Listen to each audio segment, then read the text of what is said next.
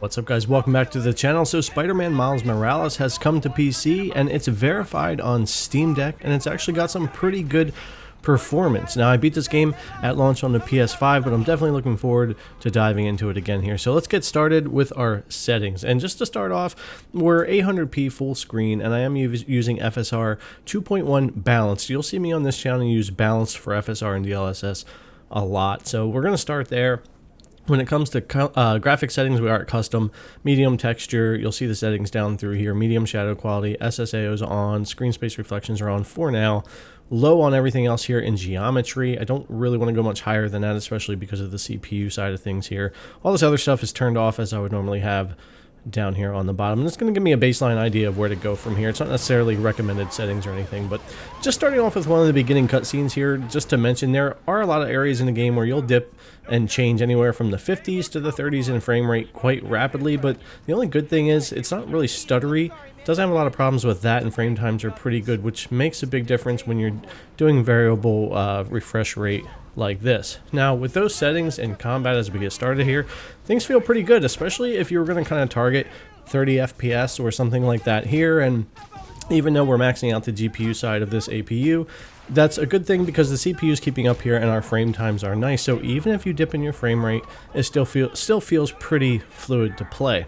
Now, let's go in our settings here and just make a couple small changes. I'm going to knock shadow quality down to low, kill the ambient occlusion here and the screen space reflections, because I know that could help us on the GPU side of things here, and it will just a bit here. So in combat in the same area, good frame times here and a decent FPS. We will still dip a bit. We'll hit those 30s and 40s here, but it is holding just a little bit higher. Does feel a little bit more fluid and smooth here, so that does help some. However, you could leave those settings on the way I originally had them and get away with it.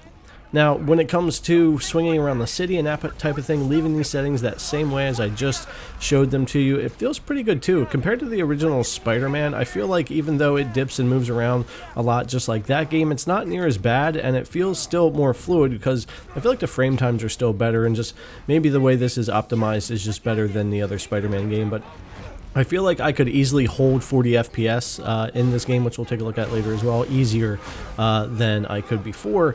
And in scenes like this, where there's just a lot going on and we're jumping all over Rhino here, we're going in and out of the buildings and stuff like that, those transitions, they're not causing these big stutters or issues in the frame times, and I thought that was pretty impressive here as well. Now, going inside here to a little bit of this battle, yes, we're inside, so view distance isn't as big of a factor, but we do have a lot of effects in here with lighting and fog, smoke, and stuff like that, particle effects, and it's holding its own here on the Steam Deck with those same settings, pretty much in the 40s, so again, a good candidate here for using the 40 Hz mode if you wanted to do that on deck, or if you're someone that's happy with 30 FPS, you could easily do that here as well, especially even with being able to up the graphics settings if you do that as well.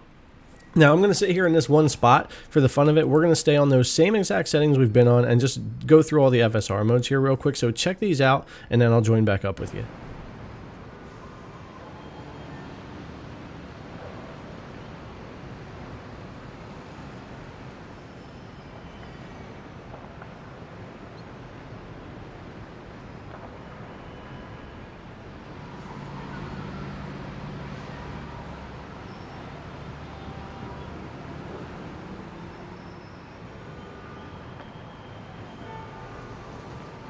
So there's all your FSR modes. I'm not a fan of ultra performance at all here, so I don't really prefer that. It gets really muddy, but you can tell there is a difference, and FSR 2.1 does seem to be implemented pretty well here in Spider-Man, and it does make a difference, and I do like to stick with balanced.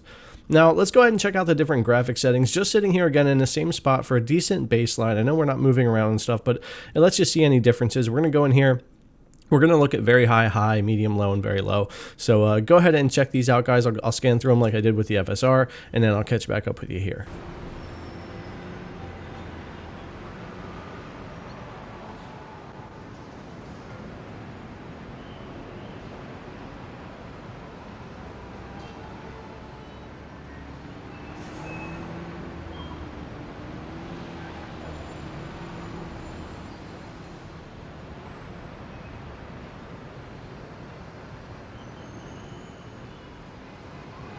Alright guys, so that's all your graphic modes, just kind of why we're hanging out here. And yeah, you could really play with this game a lot, and depending on 30, 40, 60, whatever FPS you're going for, variable, you can definitely adjust things and get the experience just how you want here with Spider-Man on the Steam Deck. The settings and the FSR and everything really do make a pretty good difference in impact here on the game, and it's nice to see because we've had some recent releases where just settings haven't done a lot and performance has been pretty rough. So I am pretty impressed with the performance right now so far with Miles Morales here on Steam Deck. So going back to all my original settings and locking to 40 Hertz here on the Steam Deck, which is a great mode that Valve has here, you can certainly do that and do very well with this game, take a little pressure off the system, maybe get some more battery life, use less power, that type of thing. So the 40 Hertz, 40 FPS mode will work for you pretty well in Spider-Man Miles Morales. You can adjust those settings and you'll probably rarely have to worry about a dip, other than a lot of those cutscenes and stuff I was talking about in the beginning of the video that might dip more.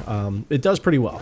And unlocking the frame rate, which is how I like to play. Hey, I'm going to burn through that battery, whatever. I think the frame times in this game are pretty good. When it does happen to hit 60, it's really smooth and wonderful to see. But for me, I'm used to PC, I'm used to variable refresh rate and all of that. So for me, I'm going to leave the game unlocked, keep tweaking my settings, get it how I want. But man, you can really adjust this game to perform how you want it to on the deck. So anyways, guys, thanks a lot for coming to check out the video. As always, if you haven't already, subscribe, thumbs up, ring the bell, leave me your comments, and I'll see you in the next one.